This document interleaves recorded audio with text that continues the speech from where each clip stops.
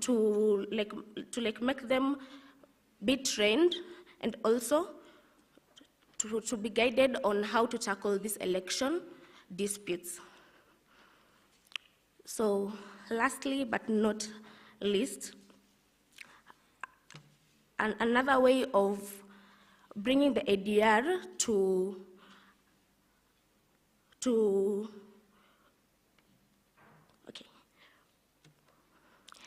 it's to involve the youth at an early stage. We know a bigger percentage of African countries, they have, the youth are of a higher number than any other, the age gap. So in this case, we should involve the youths in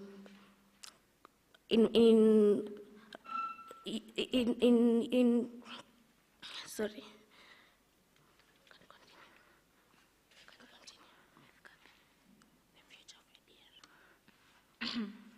Okay, the future of ADR in Africa is to involve the youth, and trained facilitators guide mediation process to arrive to an even binding agreement. Yeah. That's it for today. Thank you. We can certainly do better. It takes a lot of courage for elections.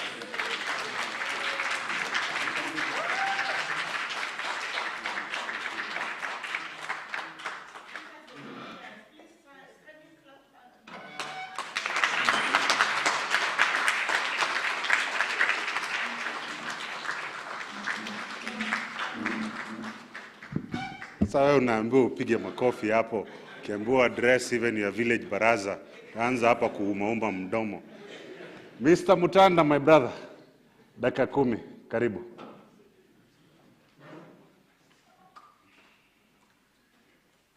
Good afternoon, ladies and gentlemen. My name is Moses Mutanda. Am I audible? My name is Moses Mutanda. I'm an advocate and a law practitioner. The paper I want to present was prepared by my mentor, Eric Masafu, but he has given me the privilege of presenting it. The paper is based on Section 83 of the Elections Act, the effect of declaration of unconstitutionality. So I'll give a brief background of it.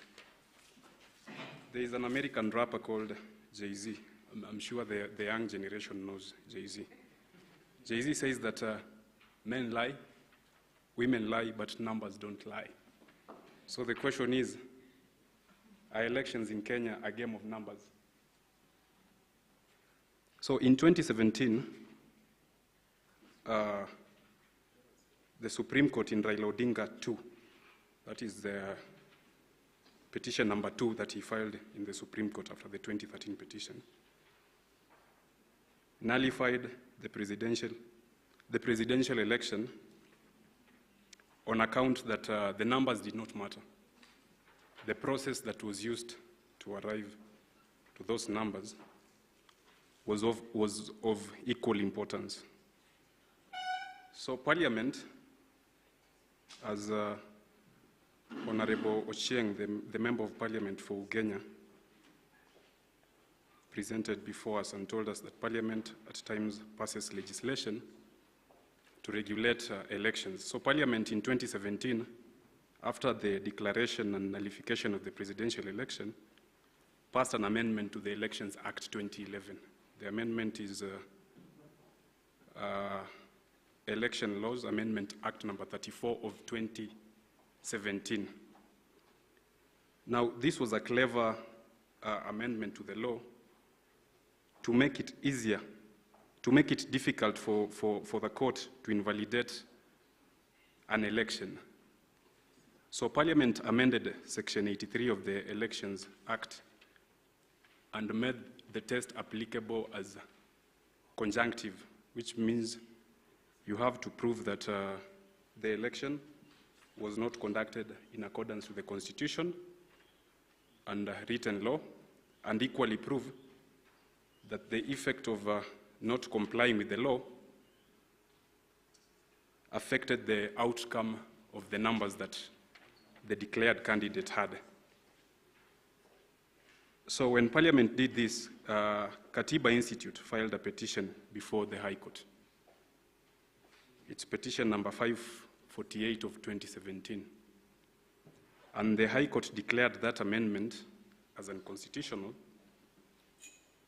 on grounds noting that laws must be looking forward in order to make elections more free, transparent, and accountable, rather than to shield mistakes that vitiate an electoral process. Now, the effect of this declaration is that it created confusion. There's a CPD event that we attended at Panari. I'm not so sure if Mr. Ogada, Dr. Ogada was there. There were three presenters, seasonal election law practitioners, Kathy Kilonzo, there was Paul Nyamodi, and there was Omwansa Umbati. Paul Nyamodi is well known for defending IBC. Omwansa, seasonal election law practitioner. Kathy equally has been doing the same thing. In 2017, she was the star in the Supreme Court. So now the three seasonal advocates gave conflicting opinions on what was the applicable law after this declaration. Some of them were saying that Section 83 of the 2011 Act was applicable, and some of them were saying that the applicable test is now conjunctive. So our paper seeks to shed light on what the position of the law is, and our argument is that the test that is there for a petitioner to meet in order to successfully persuade the court to nullify an election is disjunctive. You can either prove that the election was not conducted in accordance with the Constitution and the elections laws, or you can either prove that there were irregularities which affected the numbers. You don't need to prove both. Okay. You don't need to prove both. I've been told I have 5 minutes. I'll try to sum up. So this paper is yet to be complete because unfortunately the Supreme Court in Raila Odinga 3 did not address the issue of the applicable law and the tests that they wanted the petitioners to meet clearly. They did not come out stating whether the test to be applied was conjunctive or disjunctive. Our argument is, however, that now, noting that the decision, the finding of the High Court has not been appealed against, and the finding of the High Court was so clear that laws are supposed to facilitate a more free, transparent, and accountable election, as opposed to shielding the electoral body from commissions and omissions that vitiate an elections. Our view is that the test is disjunctive. That means you just have to prove one thing. So we are still observing. There are pending petitions in the court. I saw the church the other day trying to persuade the petitioners to withdraw those petitions. I hope they won't fall into that temptation, because we are observing the pronouncements that are to come from this petition, and then we will be able to clearly indicate that this is the position of the law. I believe I was brief. That will mark the end of this presentation. We will share the slides once we complete. Thank you. We are doing well in terms of time. Let's give ourselves a hand of applause. Ms. Mukami, I am sensitive to the fact that you're waiting, but being the gentleman that I am from United Kisumu, ladies last, we'll deal with you last. Tutakusikia wa mwisho. Mr. Oganga, dakika yako 10, njoo karibu.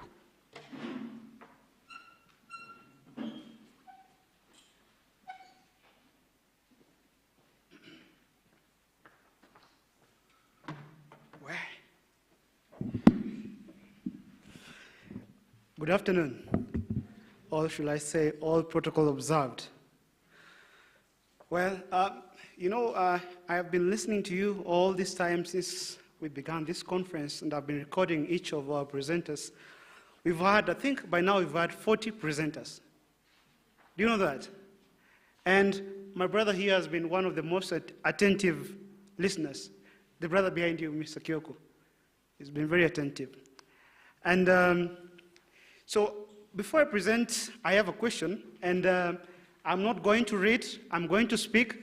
And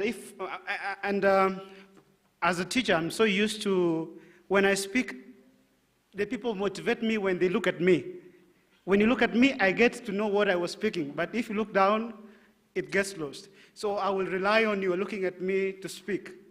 But before I speak, I have a question for you, because I know it's an afternoon. I have one question about our Kenyan politics. When do our campaigns begin?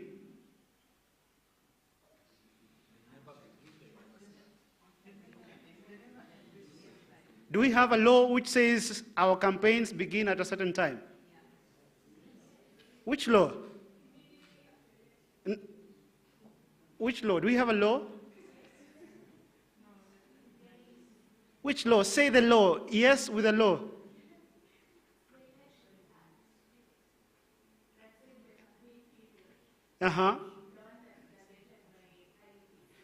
Gazetted, not, it's not. All right, anyway, it's IBIS that says. Anyway, so I think you're back here. So my topic is about the need to overhaul our campaign financing regime, which has not even come to be yet. My name is Shemo Ganga. I'm a PhD scholar at the University of Delhi. And I'll tell you one thing.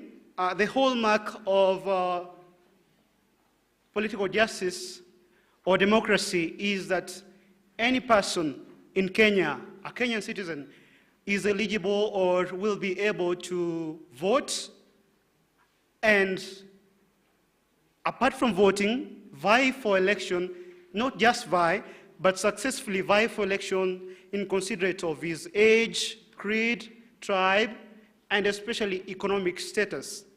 And I'll really dwell on the economic status there. And my basis for the political justice, the legal basis is really on our Article 38 of our Constitution, the Covenant of Civil and Political Rights, Universal Declaration of Human Rights, that will form the basis of political justice, which gives us the right to vote, the right to vie, and the right to have our opinions and association. And I will go a bit and talk about campaigns. What is a campaign? A campaign is a platform for a candidate, political candidate, to give his ideas and call for votes, for someone to vote for him. I will move swiftly with jet lag speed to the international scene of campaign regulations. Campaign regulations basically are laws or any regulations put in place to regulate the amount of funds a person receives and the sources of funding. We have two forms of funding. We have the hard form, hard money and soft money. Hard money is, for example, the regulated money where we have donations so for example, my money, your savings that you want to vie for, and personal donations or crowdsourcing or even sources, funds from corporations. And then we have soft money that is sometimes in kind.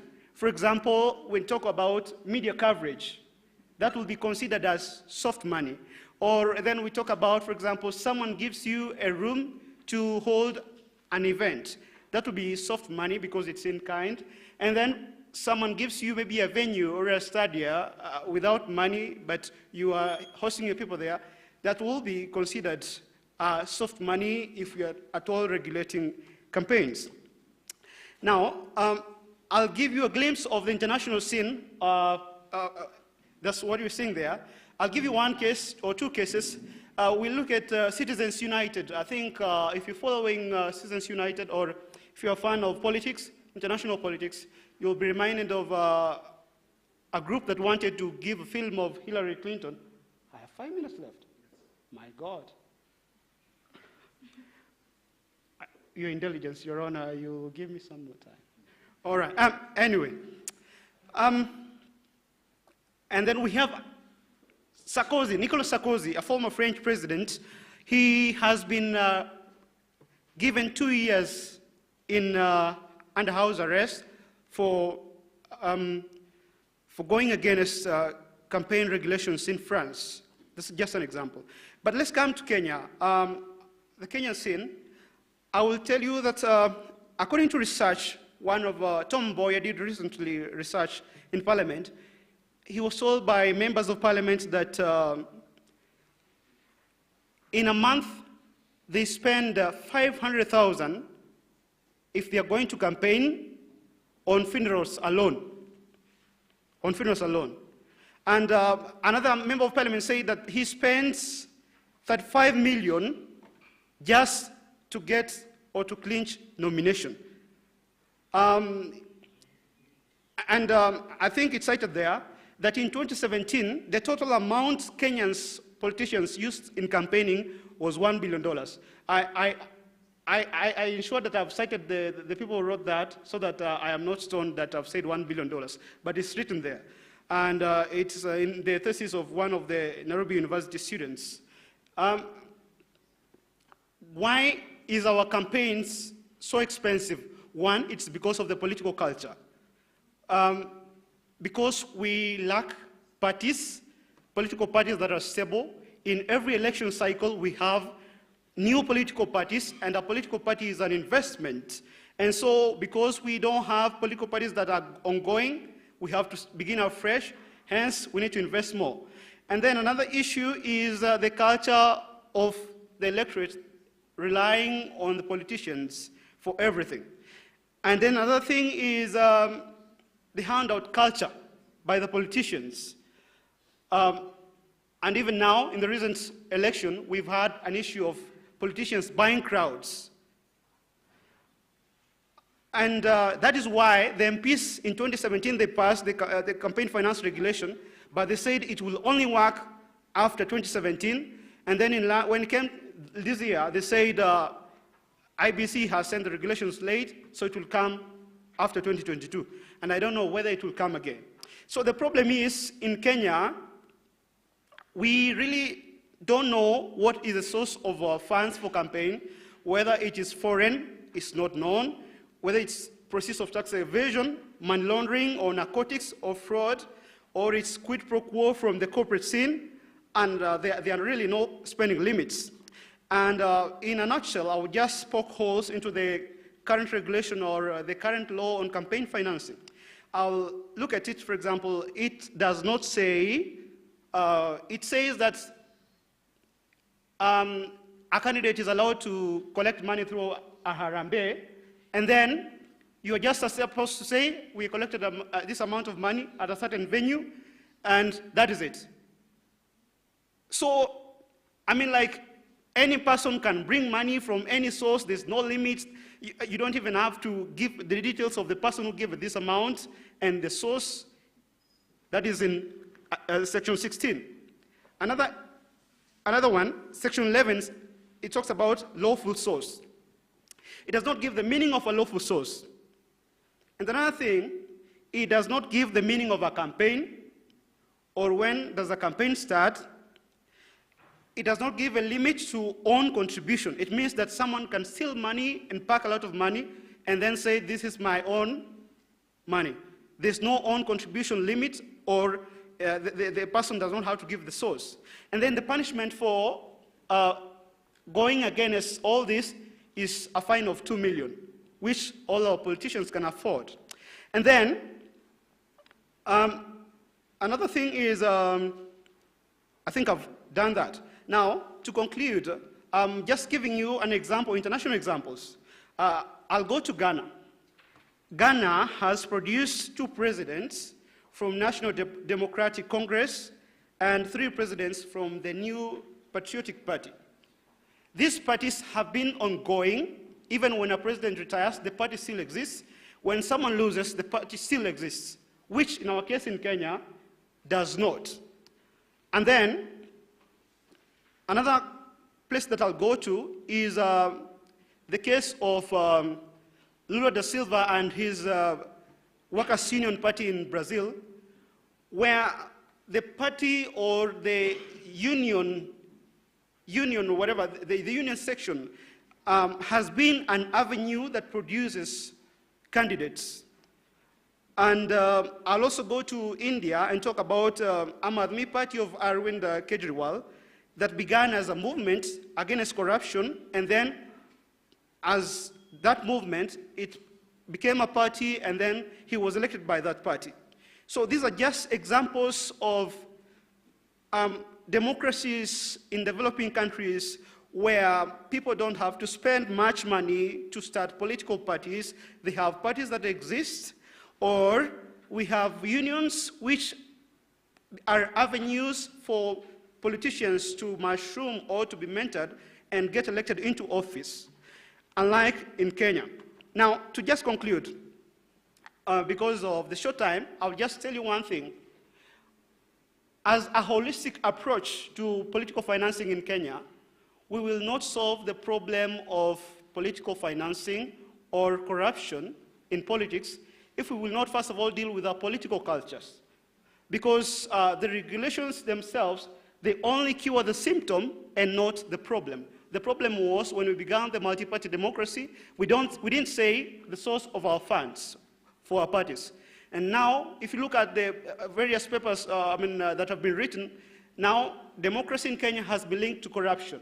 That's why you have the Golden Bag scandal to support the KANU, and then you have Anglo-listing for the NRC or PNU and more parties. So it is like, for the next election, our politicians must steal money to do what? To go and support the forthcoming campaign.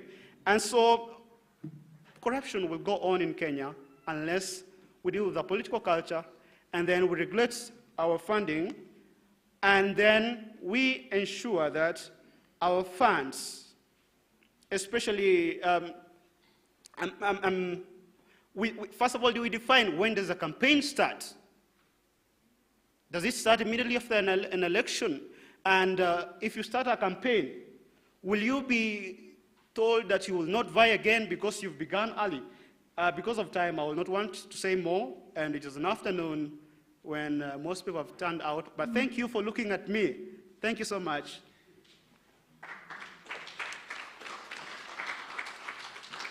Thank you, sir. Ms. Mukami, kuja. Karibu. Let's welcome Ms. Mukami with a hand, a coffee.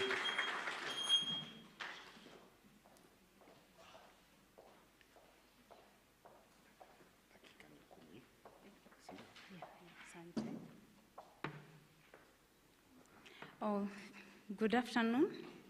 I thank God for having me here. I'm delighted, and we'll be presenting on elections and electoral violence in Africa. Key concerns to ask, are elections our rights or issues in Africa? And do we do or conduct elections for just transition or for transformation? And also, are elections indicators of democracy in Africa?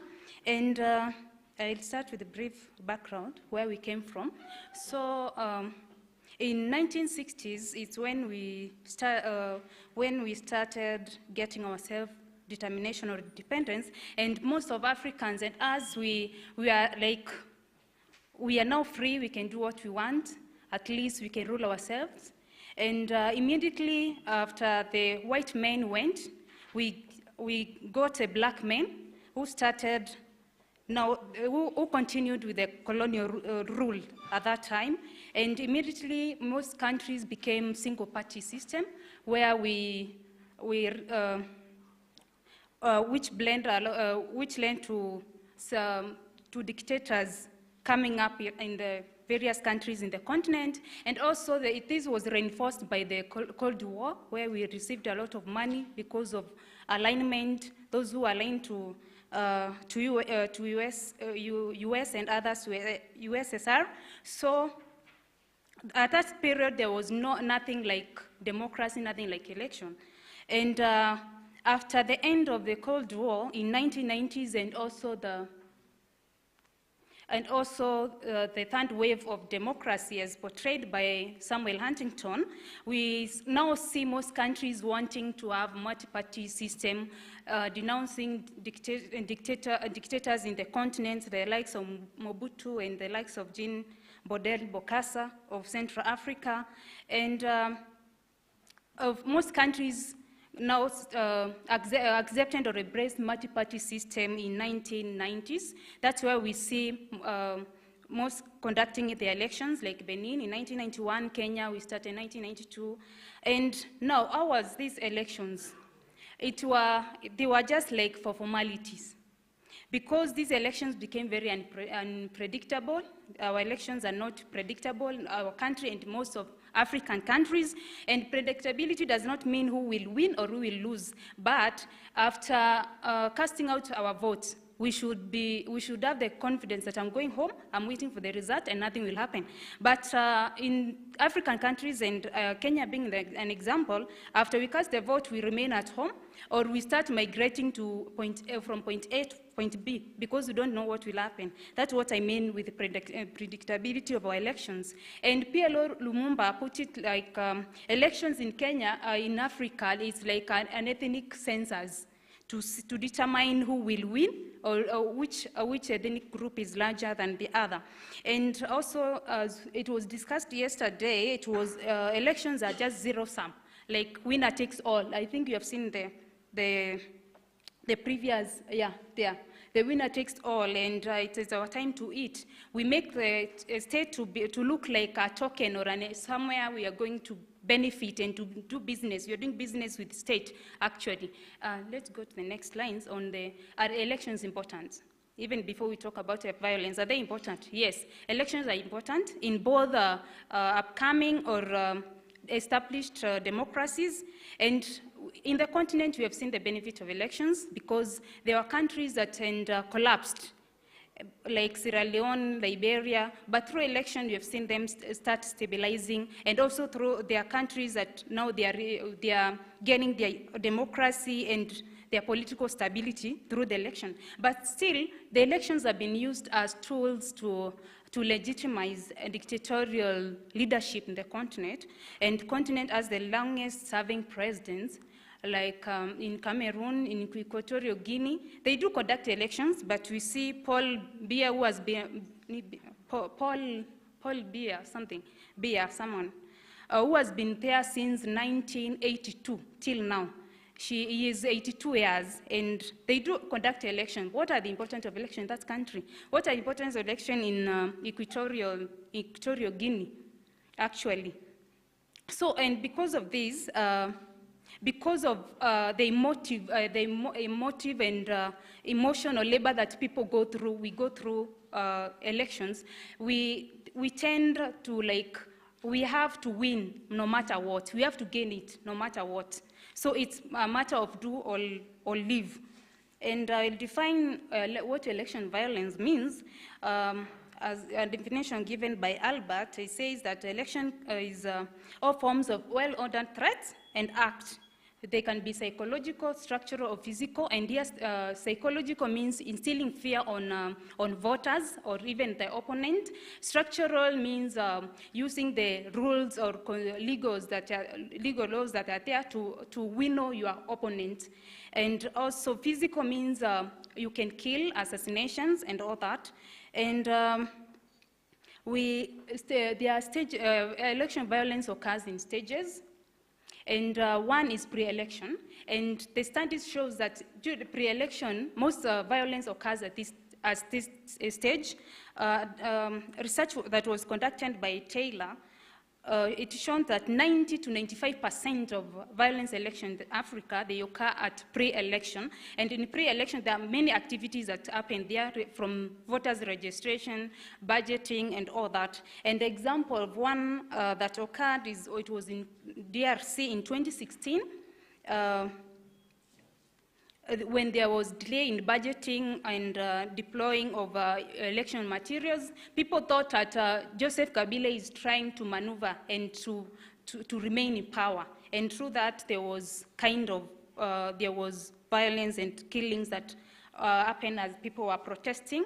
Another stage is election day, and research shows that during electioneering day, it's a bit peaceful. There are no commotions, just very rare occasions that you'll find violence erupting at that stage. And for instance, in Cote d'Ivoire, I think my friend mentioned it, in 2010, this occurred as when the BVR kit failed. And for Electoral Commission to appease the incumbent president then, they were given free vote, like about 400,000 votes that were not there. And after the election was contested, and the incumbent president back about that time, he claimed the victory, and the opponent was claiming the victory. And we saw what happened that time, 2010, 2011. There were serious killings and destruction of property at that time. And lastly, there is post-election violence. This is after the announcement of the result. And this, for it to occur, it will be determined by various factors. For example, institution of that country, how is it? In 2007, we end post-election violence, and this majorly was caused by institution. Our institution, especially the judiciary, where the aggrieved party can go and vent their grievances, it was not independent. And Raila himself said he can't go to the court because he won't be listened to, because the court was an extension of executive. So that's why, and we saw that what happened that time. And in Ghana, 2012, the same case happened, but because of the institution, we saw the Nana Ando, who was the opposition, going to court and saying that you respect the court order, though the court did not denounce the election, did not nullify the election of Joseph Mashama. There was a way that he was listened to. He earned an avenue to vent his grievances. And there are also drivers, we can go to the next, drivers of election. Elections themselves are not the problem, but there are things that trigger, there are factors that trigger the elections. And in most cases, we have economic deprivation, economic underdevelopment, and when we are so much underdeveloped, when people are poor, we are likely to join people who will give us something small for us to accomplish what they want. And for instance, even in this country, we have a case problem of land and disparities, all those things. And you can see from the cartoon there, one has and the other one don't have. And with that, you feel somehow deprived. And again, there is weak institution. I mentioned that when our institutions are very weak, a judiciary, electoral commission, when they're not independent, they lose public trust and they can cause violence, as well as when they are strong, they are able to maintain stability and peace during the elections. And thank you. Again, there is this tendency of tight power. Leaders feel that they are obliged to be leaders in this continent, and that they have all the machineries, especially the incumbent. We all know that incumbent being voted out in this country is almost impossible because they control a lot of machineries, they have resources, and 8% of election violence are instigated by this incumbent. That's what the study shows. The effect of elections violence, of course, there is loss of lives, IDPs, internally displaced persons. As I finalize, there are questions that I ask. Do we do the elections for transition or transformation. When we are just doing it merely for transition, we'll get a transition, but transformation will not realize the transformation. The reason why we elect leaders is because we want them to be accountable to us, we want them to meet our needs. But we still, in this continent, almost every country conduct elections apart from Eritrea, but we have witnessed a lot of, still there is a lack of rule of law, human rights violation, poverty, corruption, all those issues. And I have final recommendation on this. One, for us to realize peaceful transition and transformative political powers, we need to put our institution in order. We need to strengthen our institution. Kenya, I think we are doing better on that after we learned a lesson in 2007, and this will be brought about institutional learning. We need to have institutional learning, and then let perpetrators be brought to account. May they account for instigating violence? Because if the cost of violence are low and benefits are higher, then it will be a continuous strategy to get what we want. My time is up. Thank you.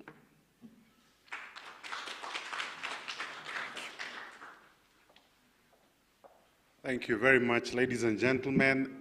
If you wish, you can stand up and stretch as I inquire if Milka, Wahu, and Masafu Eric, are we here? Milka? Where's Milka? Are you ready? Uko tayari? Aya, karibia. So as Milka prepares to come, and Milka is making her way, start reading your questions. Ready your questions.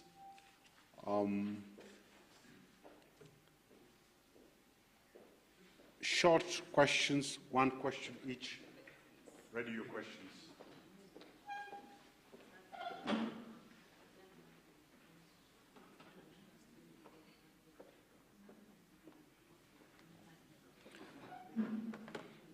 So yes, good afternoon. I'll do a short introduction, then my colleague Wahu will continue with the rest. So our paper looks at nomination of the marginalized and ethnic minorities at the county assemblies in Kenya, and whether the law as is presently constituted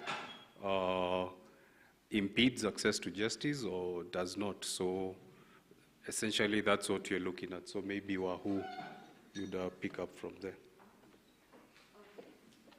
Yes, my name is Wahu. I am from JKUAT School of Law. We also run a legal clinic at that place. I also do some other work with an organization called Amka Africa Justice Initiative, where we promote access to justice. Thank you.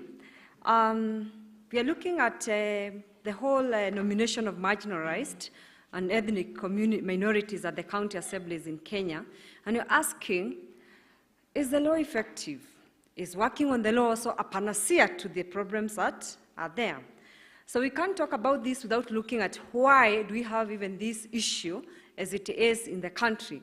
This whole of issue of exclusion comes all the way from the colonialists. The British found us living well and not having a lot of issues with each other as a community.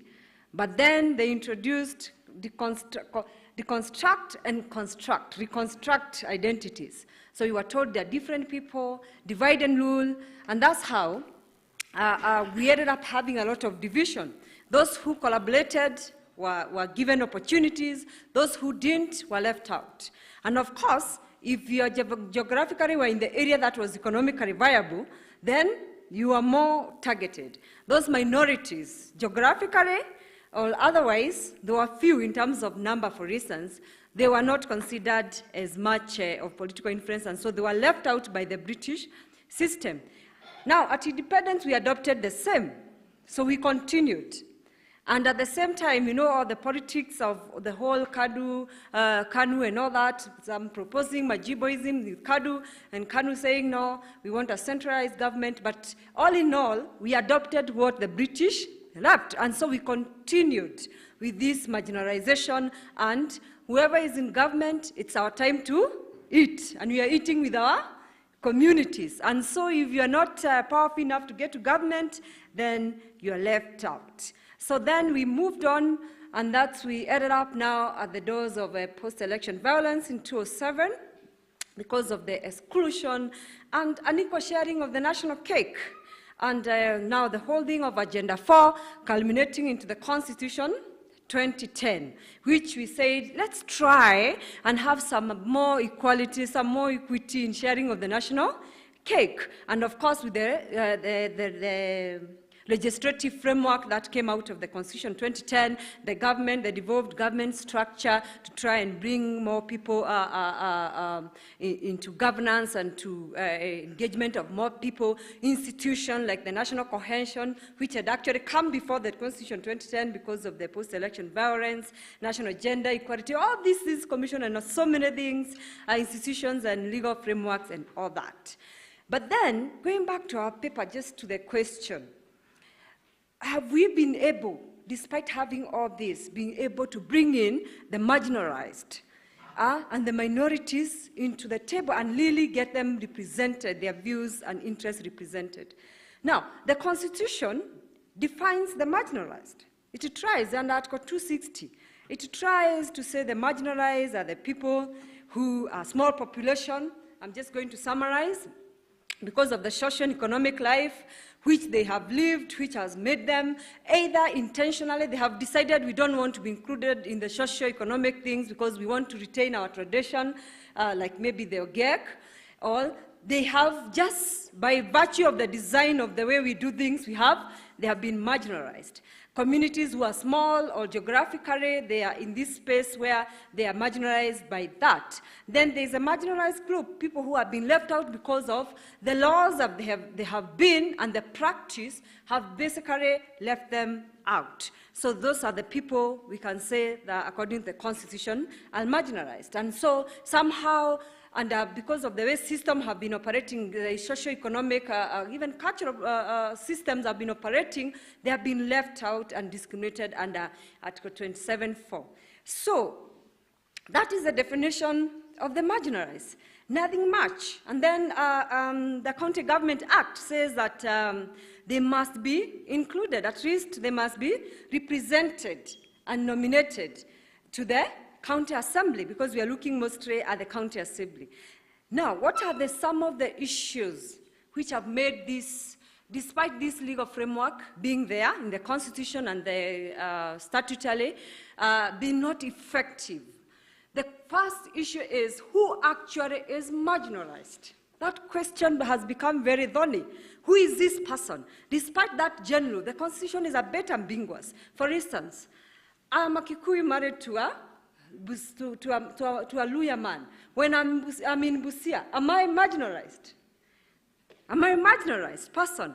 So can I be appointed to be an MCA there on account of being marginalized? I'm a Kikuyu among more Luyas and other communities, for instance. So who is actually marginalized? Okay, yes, who is actually this marginalized person? So what we are doing right now, we are making sure that we are looking at county per county. If a Luo person is found in Mandela, that is a marginalized person. But is a Luo person in this country a marginalized person? So the question who is marginalized, we don't have a definition, we have not really figured out who is marginalized. That's the second question. What document, what do we use, document or otherwise, to actually decide this one is a marginalized person or not? Let's say, for instance, by tribe. By tribe, because we have a lot of politics about tribe. By tribe, who is marginalized? Now, people, that these are issues that have come out. My co-presenter sits at the Political Parties Tribunal, and we have seen also in court cases. When they come before the issue is, you're saying, no, now the people, you are this tribe and yourselves, you are not marginalized in this area, how are you nominated? They come and say, and who tells you I'm that? What evidence do you have to say I'm that? From that community. So what do we use? The law also doesn't provide for that. So it's not able to say. So we must be able to say what document or what should we be using to say this person belongs here or there. So we have all these issues, including that we are not serious about really implementing Section 7, or either we have not understood, or many other issues, like, for instance, we see it in the consequences. What has happened because of this ambiguity, or not knowing what actually is this marginalized or minority person we are dealing with, nomination slots go to political loyalists. That we know as a country. So people who have failed to clinch, or those ones who are in the secretariat of the company, of the party, are the ones who are getting all these positions. Look at places like, for instance, Makueni County. You find that in Kitui and all this, I'm just picking, we are just picking just example. Find all the people nominated alongside that particular category. For instance, in Kitui, they're all Kambas. Are there no other? They're all Kambas, but they could be marginalized maybe because they're lady, they're women, or that and what. But they're all, when you look at marginalization in terms of tribe, they're all, yet there are other communities also living in that place. The same place, and even in a place like Elgeyo Marakwet, where we have many other communities having, like, for instance, only one Ogek person, where there are more of them, and other communities, very marginalized communities in there. A lot of corruption, nepotism, tribalism, favoritism has actually taken this position because of that ambiguity in the law. Socio-cultural norms informed by patriarchy has also found a lot of ground to make sure that these nominations are done in terms of something else as opposed to what is supposed to be. You know, the girlfriend menace that the politician appointed there, girlfriend instead of the person who is actually supposed to have been nominated. We have all these things. So, is the law panacea? Can we look at what other people have done? Is there insight from elsewhere? We have India, which has similar historical background, you know, really messed up socially by the colonialists, the same we share, but they have tried, they have not made it completely, because I think, as we say, society comes before the law. The law is not fully able to answer some of these questions, but some of them. They have tried, and their constitution actually sets out a list of marginalized. There is a list, because remember there is a bit of marginalization in terms of it's very thorny. Religion-wise, it's very thorny. Hindu, Christianity, and Islamic, and there's a lot of violence that comes out of that, and so they were very sensitive of that. So there's a schedule that shows that is this something we can do in our registration? What can we do? Is there something we can borrow, for instance? I want to see how many minutes. The GEC, the Gender Commission, has actually tried to suggest a list of the marginalized community. They're suggesting and saying that if the community, for instance, in terms of number, is less than 0.5% of the total population, then they can be called marginalized. So we can have a list. These are suggestions you can discuss and say this is useless, it's not possible, and what. So that's just our views. They're saying 0.5, if 0.5, can we say then those are the communities which are marginalized? And then we'll have a uniform list of people who are marginalized, so that I don't go to Busia and say I'm marginalized when I'm not supposed to be marginalized, or I don't go there, I don't get marginalized where I'm supposed to be marginalized. So it's something like that. We should interrogate this list from GEC, take it through public participation, and maybe work on our legislation and do that. What about intersecting marginalization? Yeah? We don't just say, because now we're saying this one is for women, and then persons with disability, and what? We can end up with a whole list of a skewed list, actually. What we say, yes, let's have, because vitu ni chache, watu ni wengi, si ndio? Watu ni wengi sana, vitu ni chache. What do we say? We have this intersecting marginalization. Women who are persons who are living with a disability, or something like that, intersecting marginalization, so that we can increase representation of marginalized group, and we can remove this some of these issues, small issues you can remove. We may not be able to remove all of them. So we can look and we can look at that. And I think my time is up, so we can continue discussing that after that. Thank you very much.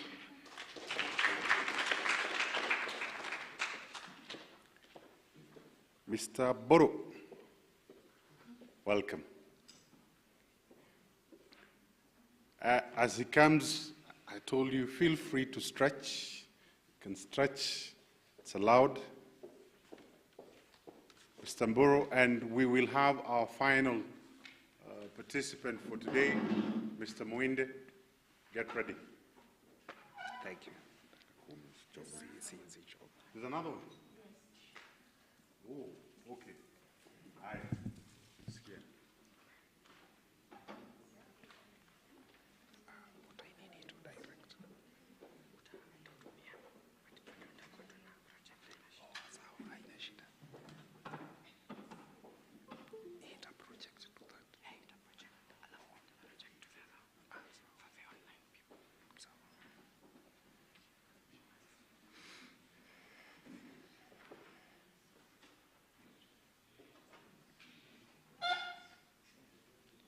Good evening, everyone.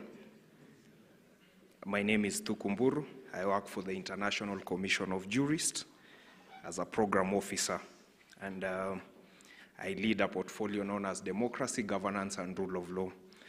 While this conference began, my sentiments were we all interacted with elections extensively in our different capacities in this room.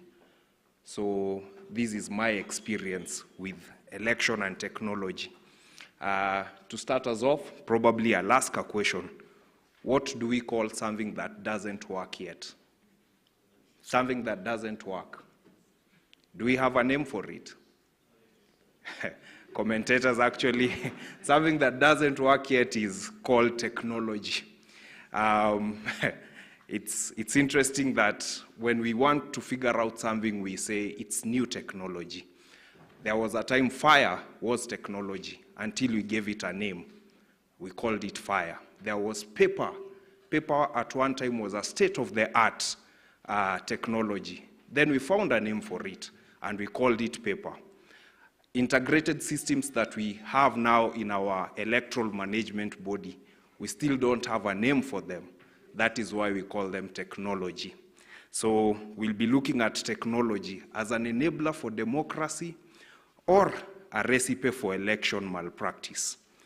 I look back at history. This is the Mlolongo system. This is back in 1988 when KANU decided that this is how we are going to do our elections. Literally, you can see Mzee behind his preferred candidate. Mr. Chelagat was the preferred candidate for Mzee for chairman of Baringo branch in the Rift Valley. This is where we are coming from. At that time, that was the technology.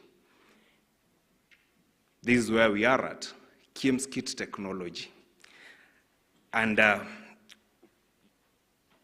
it's funny that Kenyans have not been made to understand the types of technology that we've incorporated into our election management system. So I look at where we were, and where we are, and then there's this comparison that we do. We can see strongmen like Baba was proposing, strongman Kamotho, and the just recently UDA nominations. And then I ask, like most Kenyans were asking, because the technology seems not to be working, what we had seems not to be working. Most Kenyans on Twitter and on social media asked, kila mtu apeleke kura yake Bomas. Are we headed there? There is, in the paper I discussed extensively, and I call it the idolatry of efficiency. We have adored efficiency so much that on the altar of transparency, we have preferred efficiency over transparency. This is a look at how we used to do our election, using black boxes. You can see what we have today. transparent boxes. What most commentators have actually asked, when Kriegler came and we talked about transparency, we literally meant, as literal as the word sounds, transparency. We need to be able to see our elections. We need to be able to understand our elections. And that is why we moved from the black boxes to the transparent boxes. Now we have KIEMS kit. The question then becomes, do we understand what happens behind the KIEMS kit? Are they transparent? Can we see through the KIEMS kit? Can Kenyans understand while somebody is seated behind a computer that they are not adding up a logarithms or doing something to the numbers as the votes are being cast? The idolatry of efficiency. And this is back in 2017. Rumor has it that the vote is still counting up to date. Vifaranga vya computer. When we don't understand what is happening behind the system, then this is what happens. Briefly, I look at the criteria that should be looked at while determining election technology. One of it is that the technology should be accessible. And this has been a big debate in our country. There was the issue of the manual register and the electronic register. The process should not disenfranchise any Kenyan from being able to vote. Up until the 8th of August, the country still didn't know whether we are going to use the manual register until a ruling was given by a good judge in Nairobi. And he said that we are going to use the manual register. Many Kenyans were disenfranchised because they could not be identified under the KIEMS kit. As I mentioned this, maybe the next chapter, I will want you to look at these principles that we are looking at and see whether they fit to what the findings were in the just concluded general election.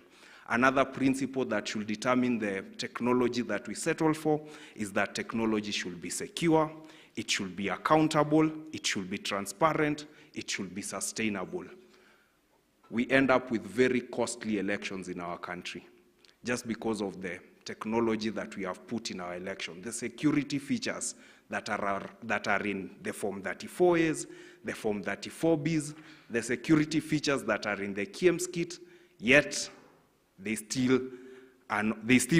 are still fallible. So having looked at that, my paper also discusses a bit about the KMPG audit findings. Funny bit when the report was being released after a lot of push and shove by civil society and other interested stakeholders, IEBC finally decided to release the report. Funny bit, they didn't even edit it. The report was 156 pages, only 47 pages were released to Kenyans. Where are the rest of the 109 pages? What was contained in the 109 pages? Interesting, the report also unearthed weak passwords and login details, electoral officials that were not supposed to have credentials, had credentials. Over 513 people also had credentials, and they were unknown to us, purely unknown to us. Of interest is the 14 mysterious returning officers. And these officers had the ability to transfer, delete, trigger, truncate, and update the biometric voter registration. So, who are these 14? Who gave them these credentials? Are we enabling democracy? Was this a ground for an election petition? Hele Khalifa discusses all these in his petition, which the Supreme Court, of course, ignored. The DCI report also discusses technology, which the Supreme Court, again, ignored. I will also mention that there was one particular person that had a post-regress. In this, technologically, this means that a post-regress is a powerful system that contains all the integrated management data of IEBC. And this person had access and privileges to the data of the whole country. Who was he? He still remains unmentioned. It wasn't Jose. The audit report also showed us that there were 481 individuals who are registered. These were double registrations. And in the paper, I discussed extensively the findings of KMPG. So what is the problem with having such a system? You have seen that now elections, while we began, I heard from the opening remarks that elections do not belong to the political candidate, they don't belong to IEBC, they belong to the people. The problem with such a system is that we now transfer control to a few elites. They are the ones that are now in control. That is the problem. Yet the lay people who are the voter, the election administration staff, the judges, they do not understand election. So that is the problem with the system. I also looked at technology and how it was used by the people themselves now, apart from how IBC used the technology. How did the people use technology? This is how we use technology. I won't belabor on this because Kioko and some people have also presented on this. But when you see such a headline, what comes to your mind? A compromised institution, right? Then what does that mean for that institution? It means that institution will be weakened and nobody will have faith in that institution. This is how the Kenyan citizens used election in this election. So I give a few recommendations. I say that just like the Supreme Court, one of the reasons why IEBC didn't give forensic access to their data is because it was truncated together with the administrative data. Administrative data to mean we were not supposed to know the salaries that commissioners get or IBC staff or their terms of employment. So they are all hosted under one server. So in future, probably, we can separate the two servers. The one containing information that concerns voters and the one that concerns the administrative function of IBC. To avoid a situation where the plumber remains in the bathroom after he has already fixed the shower, what do we need to do? We need to build the capacity of our staff. Why did Jose Camargo, a foreigner, what was he doing in our server? In the bathroom, while Kenyans were still showering. Was there no Kenyan capable enough to maintain that server? Then it's a question of building again capacity. As a matter of principle, all election results for all elective seats should appear in the public portal. We need to intensify civic and political education in our country. A concluding thought is that the only way we can strengthen our democratic institution is to be able to develop guardrails that encourage transparency, authenticity, and collaborations. Thank you so much.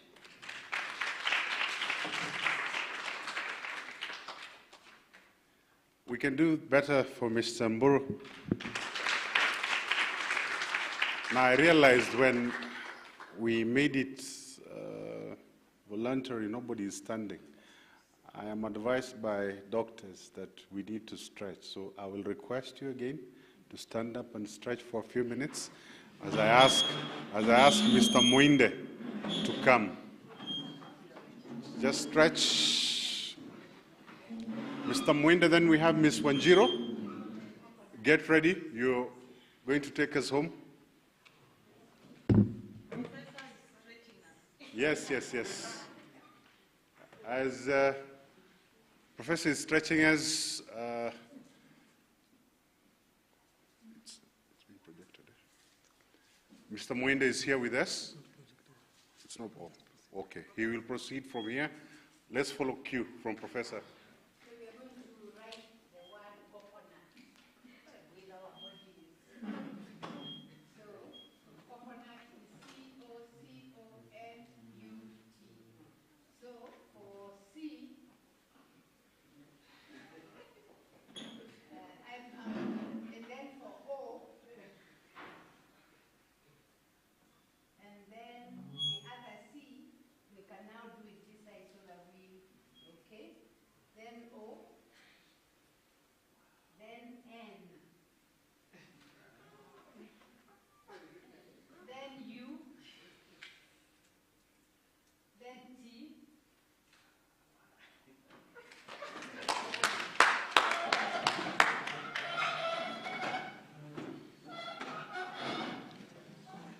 Good afternoon.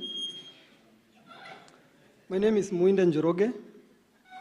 I'm an advocate of the High Court of Kenya, and I'm currently studying political science at the University of Nairobi. And I work with persons with mental disabilities. So that's why I'm making a presentation on democratic rights for persons with democratic rights for persons with disability. I'm taking a general approach, and their access to justice. So the kind of things that I have factored in my study is, first of all, we need to understand what does a person with disability mean. And then, after that conceptualization, I've looked at the barriers that we have in society that are making these people not to participate fully and meaningful participation in advancement of a democratic space. I've also looked at the language that we use in our land. I've looked at the concept of social exclusion that borrows on sociology. Then I've also looked at models of disability.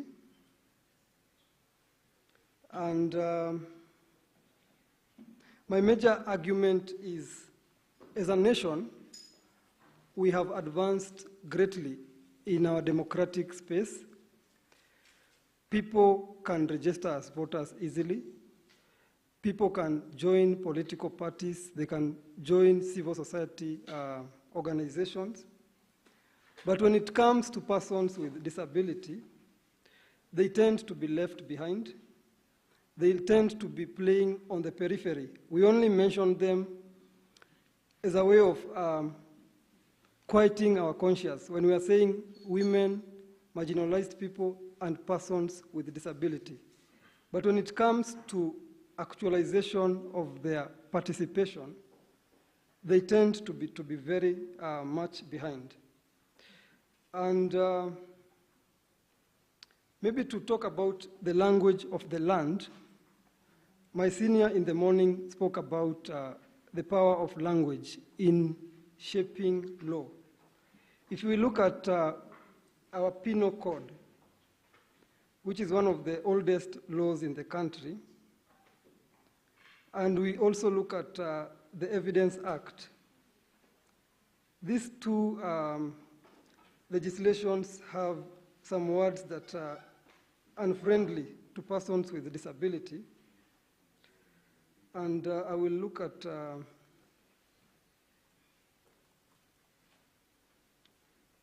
Section 146 of the Penal Code.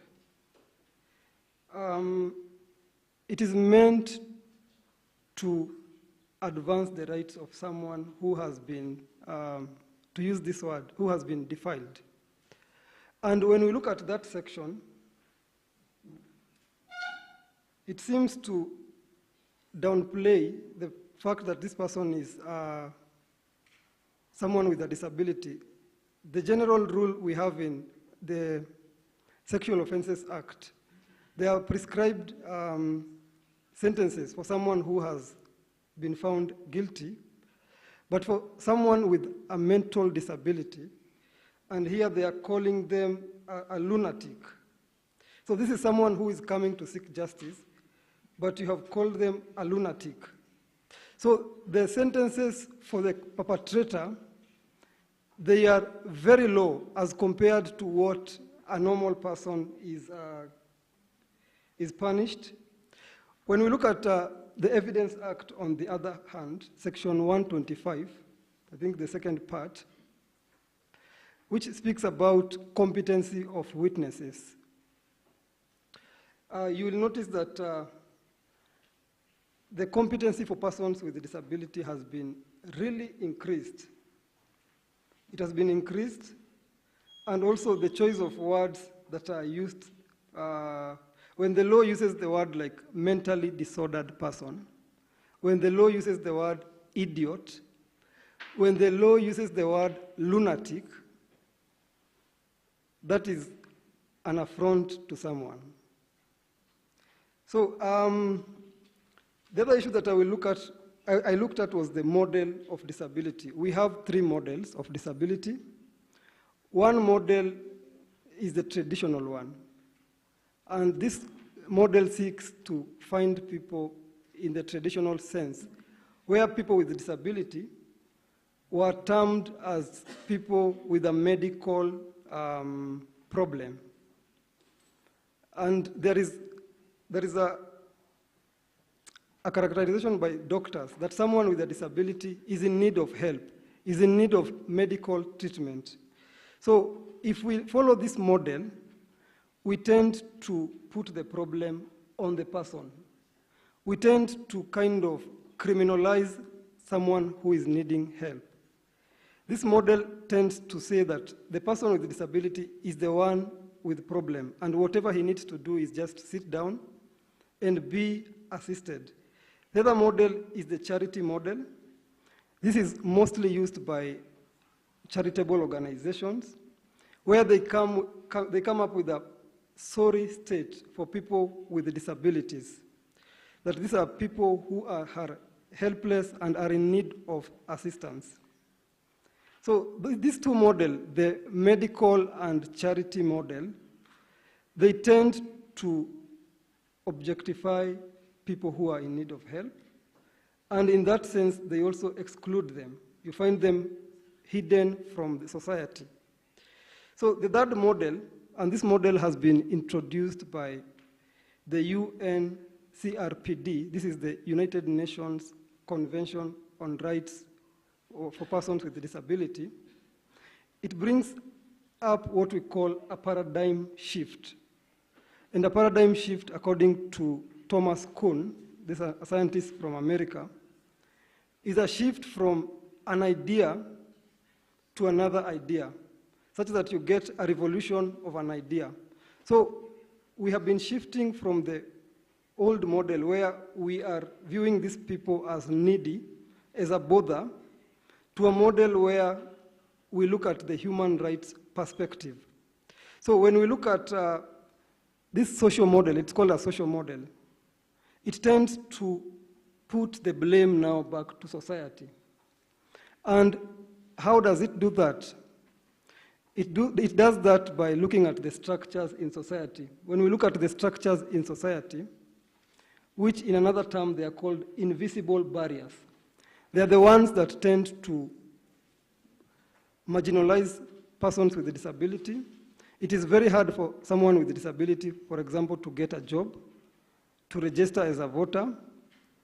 The buildings that are responsible for addressing their interests, like the IEBC, the polling stations, they are very inaccessible for these people. And when we look at even the communication method that is done by our politicians, there is no mention of people with disability. There is no mention of policies that will advance the rights of these people. Why? Because these people, they are seen not to be influential, they are seen not to be many. Yet, according to the census of 2019, Kenya had around 44 million people, and 10% of them had disabilities. And research has shown that only 15 people are born with disabilities.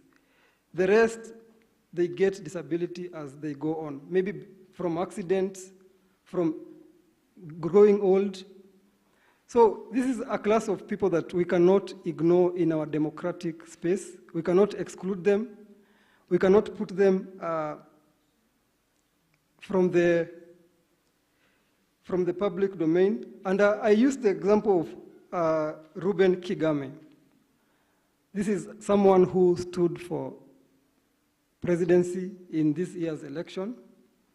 And needless to say, he has a visual impairment. And one of the, thank you, just 1 minute. One of the key things that came in the course of campaign, people were asking him, how can you be our president when you are not able to see? So these are some of the things that come out strongly. And my conclusion was that persons with disability have been sidelined in two ways. Their democratic rights have been discriminated against. Their access to justice rights have also been discriminated against. We don't see them appearing in those glamorous presidential petitions, those petitions that tend to challenge our electoral processes. We don't see them anywhere. So this is a paper for us to internalize and think about what we need to do with these people in society. Some of the recommendations that I gave were to reform our electoral laws and to reform our bodies like the IEBC. We need to train our judges in court so that they can know how to handle persons with disability.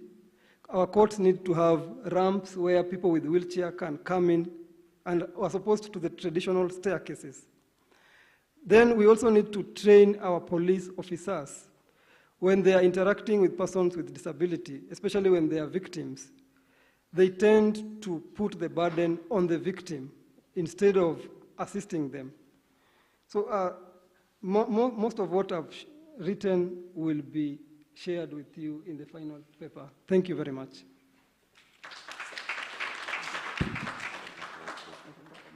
Thanks. Miss who? Karanja, welcome.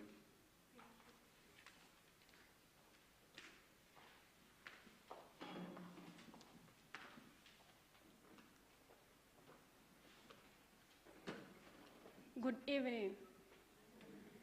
Good evening, everyone. I can see you're really tired, and I'm not going to take your time, most of your time. We selected a team called Judiciary as a pillar of democracy for sustainable peace and development. Now, I want to ask you a question. What is the difference between peace and insecurity? Who probably might be knowing what is the difference, or who can tell me what's the difference between peace and insecurity? Our topic that we took was the birth of devolution and the judiciary in peace and transformation of conflict in divided societies for sustainable development in Kenya. This is done by Flora Bidali and Joyce Karanja. Joyce Karanja, just last week, was lucky to be sponsored to do masters in peace building, courtesy of COPA, Coalition for Peace in Africa.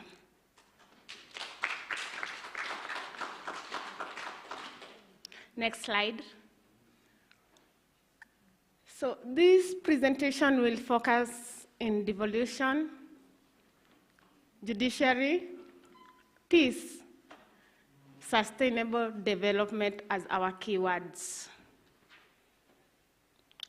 When we were writing this paper, our focus was on devolution, and it also used a broad, purposive, and liberal interpretation of the Constitution, as well as to seek to know the intent of the framers of the devolution.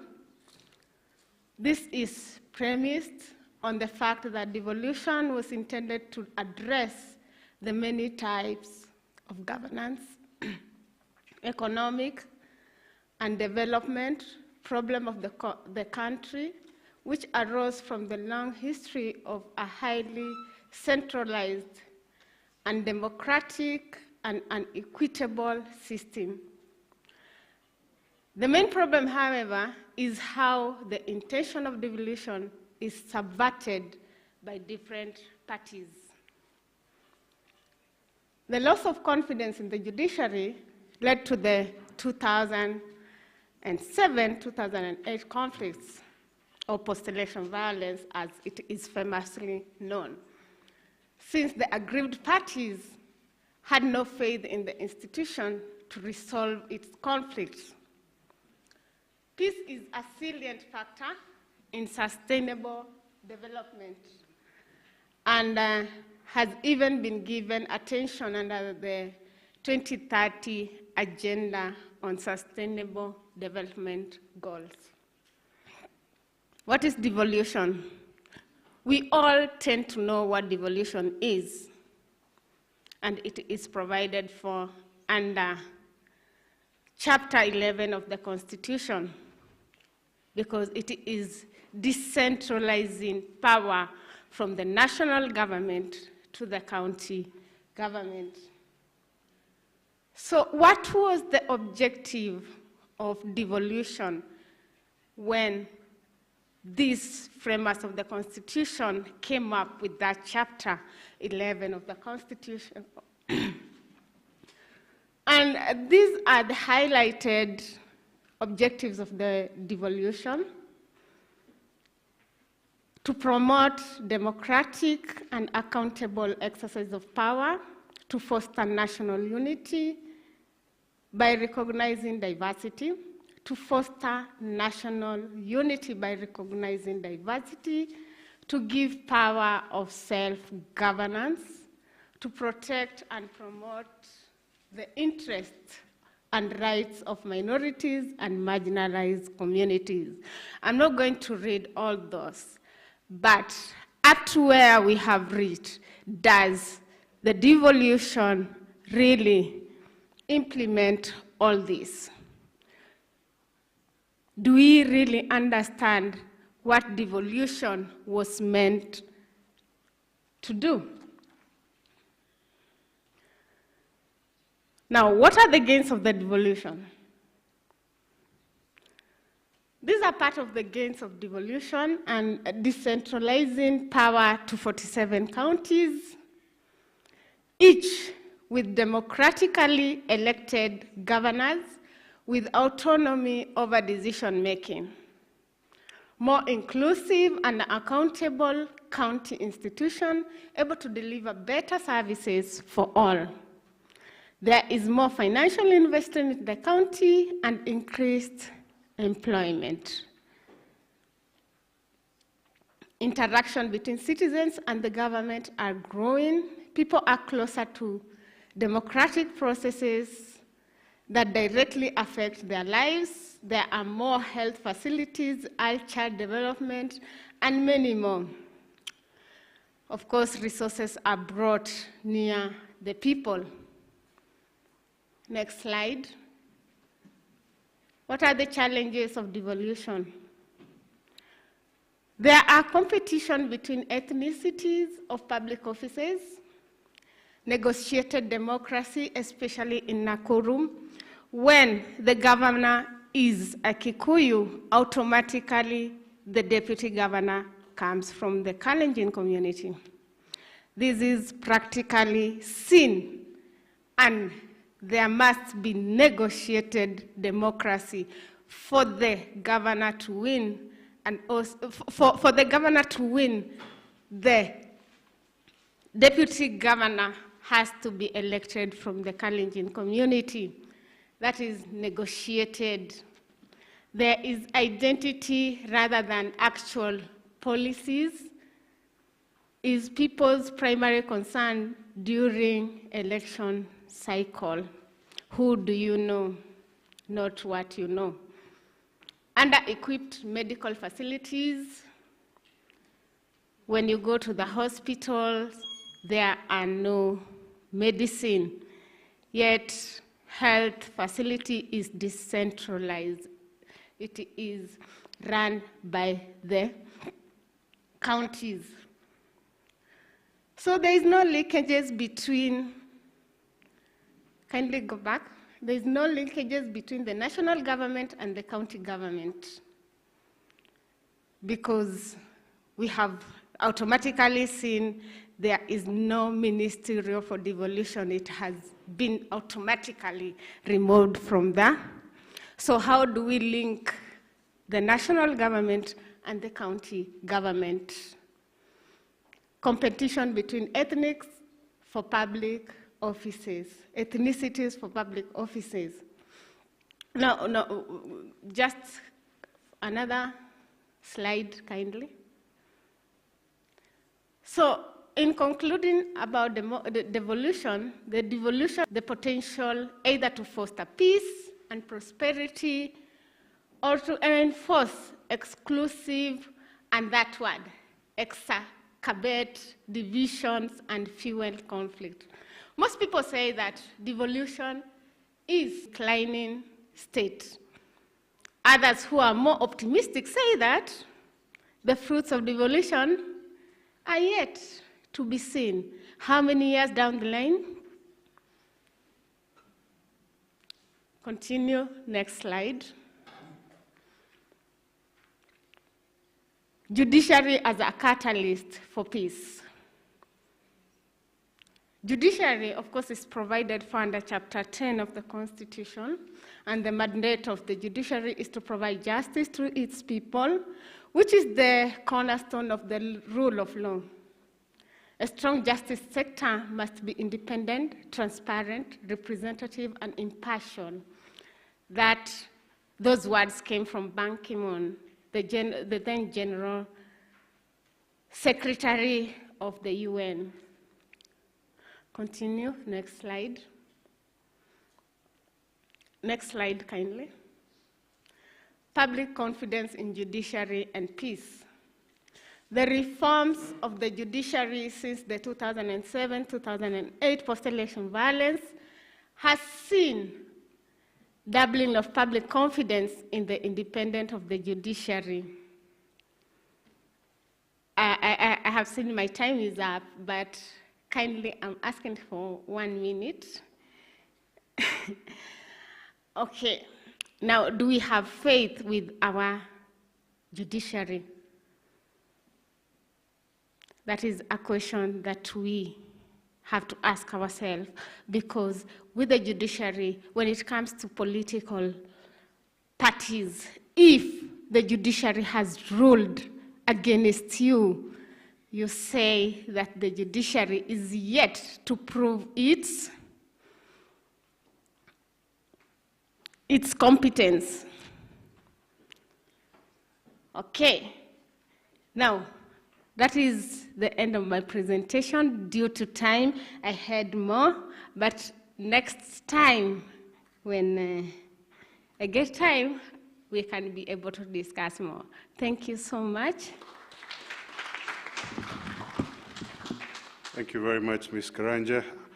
Let's clap for ourselves. This is what we call the full marathon. We have reached the course well. I want us now to move to the next phase: military precision, drill sergeant preciseness, 1 question each. The lectures are usually given to us by Professor Mbote at the UON, Sharia Hall. Here, simple, short, nice questions. Any hands? Huyo moja, ya pili pale. Wanadada, gender balance. Dr. Gendi behind there. Ladies, 2/3. Mheshimiwa Bidali kule. Precise questions. Tuanze hapa. To Oganga, in his reading around campaign financing and spending during campaigns, would you consider that expenditure as a real injection into the economy? Okay? Okay. Panelists, please note down the questions. If you can combine in answering, well and good. So my question goes to Oganga and Ngunjiri. Wahu. It's one question. Yesterday, we had a presentation from Joseph Mashari and Sam Chialo, where they were talking about political parties. And one of the quotes they came out with was, weak political parties are by intention and design. And today we've also seen cases where, number one, when it comes to nomination of the marginalized or special groups, preferences is given to certain people who by the very definition cannot be said to be the marginalized or that special group. We have also seen that when it comes to following the regulations that have been laid down when it comes to financing of the candidates who are sponsored by these political parties, then there is not enough keenness in ensuring that those particular rules are followed. My question is this: is it that there is a lack of goodwill from the various players within the structure of these political parties to ensure that they follow the laid down rules as prescribed? Lack of goodwill, thank you very much. Dr. Ogeni behind. Tumburu, from what you presented, it's like we don't have even have an IEBC. Yeah? Yes. Because that report of KPMG was really damning. And then, I don't know if you also discussed the case in the Supreme Court about the evidence from Khalifa and DCI. Is this now where the regional institutions maybe may play a role? Like, can we have this evidence properly considered at the ESCJ level? And is ICJ capable of initiating such kind of a process so that we at least document and have these issues canvassed? Because I think that is where now we need to pay more attention to be able to understand what happened. Now, for Wahoo, the 0.5% population, was it 0.5, yeah? Yeah, I was trying to be a bit, follow your presentation. I know the white people and Asians communities might be satisfy that criteria, but I'm not sure I can categorize them as marginalized. So should we perhaps have a more nuanced formula to identify these kind of groups? Thank you. Thank you. Dr. Gendi, behind you.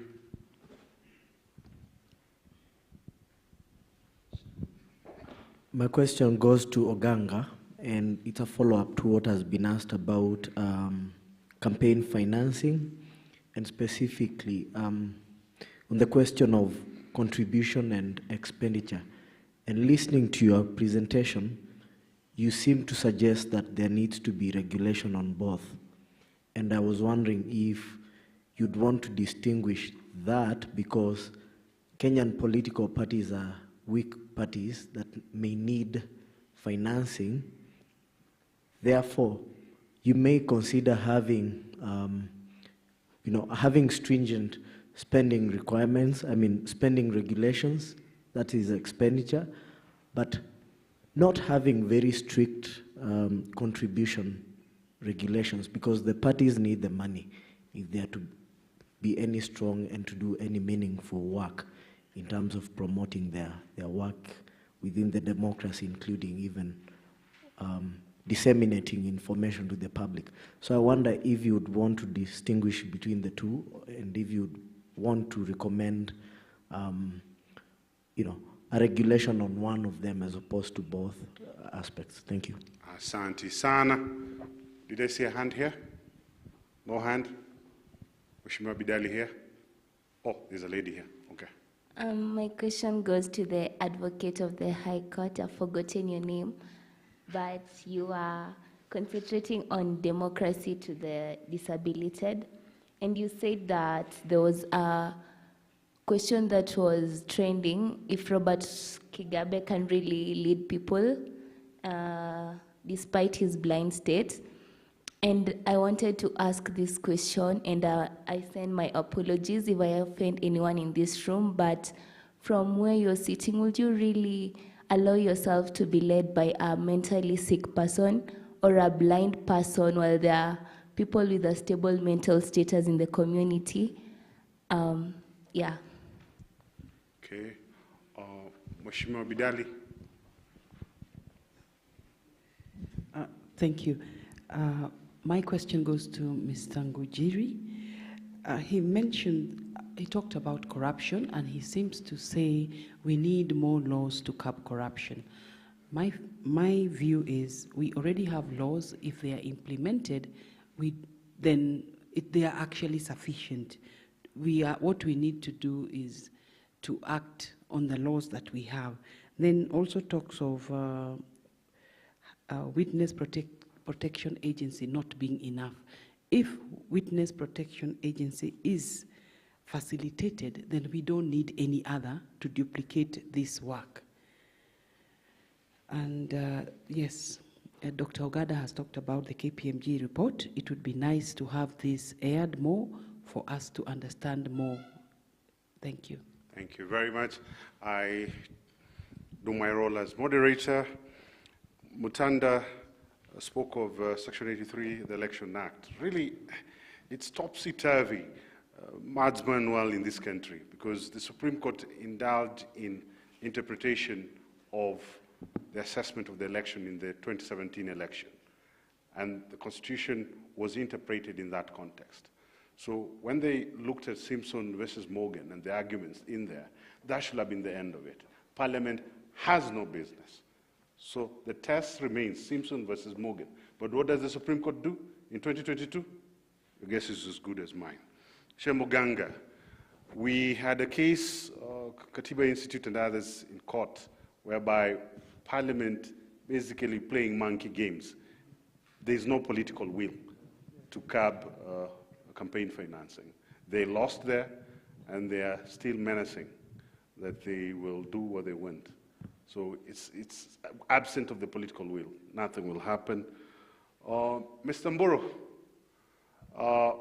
the KPMG report, I'm glad you raised it. It's a damning assessment of the capacity of the Supreme Court, whereby they had questions to answer on that particular petition. It was never responded to.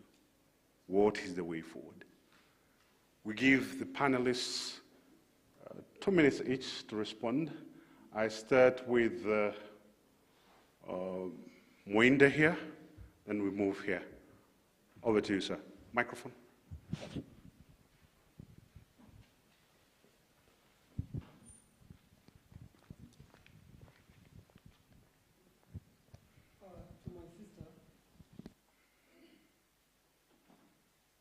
To my sister, whose name I also don't know.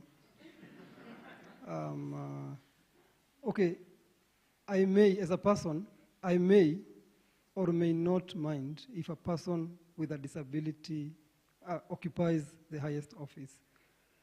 What we are looking here is the aspect of discrimination. Let us give everyone an opportunity, because this is a democratic space where it is the majority that decide. Let us give someone an opportunity. They convince us. If we don't like them, let us remove them from the ballot. But let us not remove them even before they reach the ballot. You remember his name was not even printed in the ballot box. So that is what the presentation is all about. Let us give everyone an opportunity. When they come to Kenyans, if we love them, well and good. If we don't, that is it. Yeah. So let us eliminate those barriers that are existing in society, and let us view disability as a social construction that has been brought by existing invisible barriers. Barriers in the law, barriers in prejudice and stereotypes, barriers in physical structures of buildings, and also barriers or economic front where poor people cannot vie. Okay. And most people with disability are poor. But if we give them an opportunity and they fail, then that is good. I hope it's making some sense to you. Yes, we are. Thank you very much, Mr. Mwinde. Military precision, drill sergeant preciseness, responses from here. We go to who? Thank you, sir. Over to you.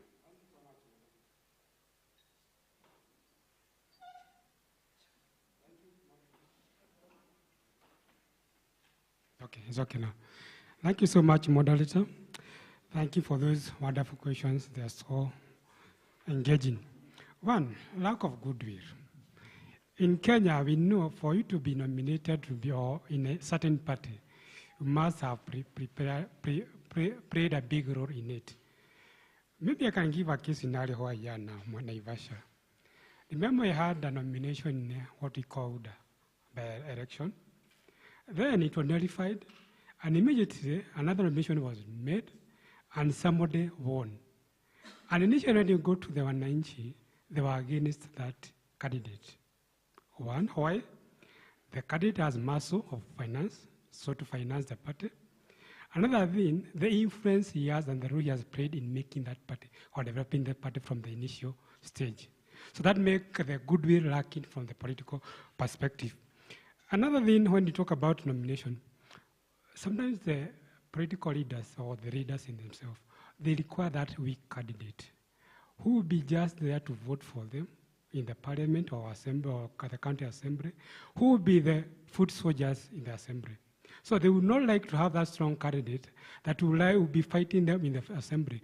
If you can remember a case in Makueni in 2003 to 2017, the governor then wanted the country to be dissolved because the MCAs were totally against him, and he had the leadership in that country.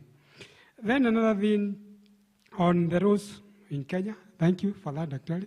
Kenyans were good in making laws, good laws, good policies. Implementation is a problem. Okay. And who are the implementers? The parliamentarians are the implementers. When you talk about anti-corruption, it is the parliamentary. Remember, Professor Pierre was there. Can you remember how he was kicked off EACC? Others people have been kicked off EACC and other government offices. Right now, we are kicking people from IBC. That implementation is lacking. The legislature in the National Assembly, in Senate, in county assemblies is not giving, doesn't have the goodwill and is not willing to implement. All what we need, as I said, the fish start rotting from the top. We need to have sanity in our political leadership. When we had the constitution in 2010, we thought that we'd be having a clean people because of a new constitution. Having chapter 6 doesn't mean, right now, chapter 6, I think as a lawyer, I'm not a lawyer, we need to have a review of it because it means nothing currently in this country. Anybody can do it. You can be a murderer, you can corrupt, and go for any position in this country. So we need a review. The issue is implementation is a big problem. When you talk about witness protection, the legislator, they don't want to facilitate this institution for them not to be for them, to go for them. That's why always they will be underfunded in any way. So I even start with legislature, and not the legislature, with the Wanjiku. During this general election, we noted that Wanjiku has a lot of power. It's upon the Wanjiku to make those decisions. Okay. So okay. It all depends on Wanjiku. Okay. Thank you. Thank you. Panelists, we don't need to answer all questions. Compound them. Tumalize hii maneno. Haya, twende. Next. Okay, thank you very much. Yes, there is no goodwill, as it shows by the political parties. And as we have seen in many things in this country, we usually need law and much more. And this is one of them. We need law and much more. So we must be able to define who is a marginalized person in a way that it reduces the problems that we have. The second question asked by my friend there, yes, this is that proposal by GEC, the National Gender Equality Commission, about 0.5. It's just a suggestion, which I also put for people to discuss, because it must start somewhere. But if the whites and the Asians are Kenyans, are legally Kenyans, why not? Why not? Because the question was, would they also fit? Remember, when we talk about the marginalized, the ethnic, we are looking at different things, not just the ethnic, not in numbers. There are so many things. The definition says marginalized by socio-economic and also law. Now, we have new groups of marginalized persons which are coming up. For instance, in Kenya, we have the intersex persons, already recognized by the new Children Act 2022. We counted them in the census. Where are they? Who are they? Are they also going? We will have to put them in the marginalized group, and do it legally because as it is right now, they're not part of it. They are marginalized because of the existing binary legal system and social system, which are binary in nature. So we have all these other groups and all other these so intersecting issues. But just specifically, if they are legally Kenyans, everybody then would be considered. But it's also multifaceted and intersecting. Thank you. Thank you very much, Mr. Oganga. I think I'll stand. I need a health break. Anyway, thank you, my brothers, for the questions. And in my class, I give marks to the students who ask me questions. And because it means they are very interested in, or they heard what you said. And that's another way of making them being attentive. Anyway, thank you. My brother Kyoko, you asked about when money is injected during the campaign, is it not good? All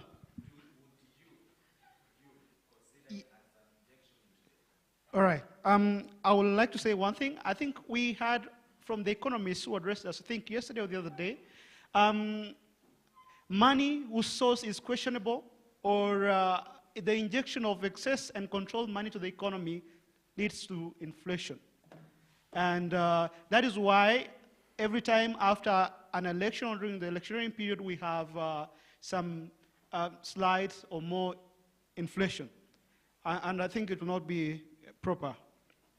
Anyway, so really one issue that I'm talking about, when you talk about campaign financing, the aim is to reduce the amount of money spent during the campaign so that any person can be able to vie and can afford to vie. And the second question of my brother, remind me your name, please. Yes, Seth. Wonderful. Seth, my brother, we are Noah is our father. Anyway, politics, the political parties, the structure of political parties, intentionally weak. Yeah, that is very true. And for example, we now have the Political Finance Act where parties are financed. And parties never give a disclosure of how they spend their money. Now we have like the Jubilee Party, their home is closed and being auctioned. And the party is now gone. They have been receiving money, lots of money. I think it was the majority party recently. But now we don't know how it spent its money. So I think it is intentional, and parties in Kenya are owned, and all the monies go to the owners, and I think that's the purpose. Now, to answer the last question from my brother Chalo, I think my brother, your name is Chalo, right? Thank you. Whether we should distinguish between contribution and expenditure. Currently, political parties are giving disclosure of how much they have spent during their campaigns.